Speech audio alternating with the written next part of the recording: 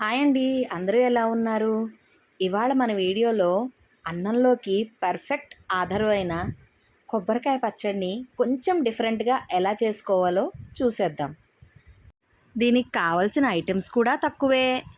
కొబ్బరికాయ ముక్కలు, 2 టమాటా ముక్కలు, కొంచెం కొత్తిమీర, పచ్చిమిరపకాయలు అంతేనండి. ముందు ఒక మూకుడులో నూనె వేసుకొని జీలకర్ర, ఎండుమిరపకాయ ముక్కలు వేసి వేయించుకుని పచ్చిమిరపకాయ ముక్కలు, టమాటాలు, కొత్తిమీర వేసి అందులోనే కొంచెం పసుపు, రుచికి సరిపడా సాల్టు వేసుకొని ఒక 2 రెమ్మల చింతపండు కూడా వేసి బాగా వేయించుకోవాలి. టమాటాలు మెత్తబడే వరకు మగ్గనివ్వాలి.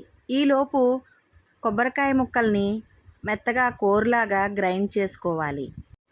తర్వాత మగ్గించి చల్లారపెట్టుకున్న టమాటా ముక్కల్ని కూడా వేసుకొని పచ్చడిలాగా మిక్సీ పట్టుకోవాలి.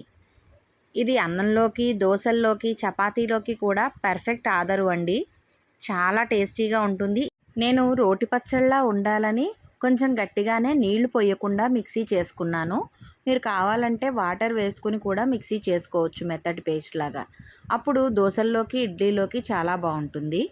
ఇప్పుడు మిక్సీ పట్టుకున్న తర్వాత అదే మూకుడులో కొంచెం నూనె వేసి ఆవాలు, జీలకర్ర, కొంచెం ఇంగువ, మినపప్పు, శనగపప్పు వేసి కావాలంటే కొంచెం ఎండుమిరపకాయలు వేసుకోవచ్చు పోపులో. నేను ఇక్కడ కారం ఎక్కువైపోతుందని చెప్పి వేసుకోలేదు.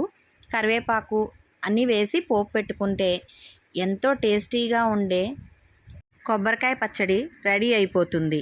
ఎలా ఉందో నాతో కామెంట్ సెక్షన్లో షేర్ చేయండి. Thank you.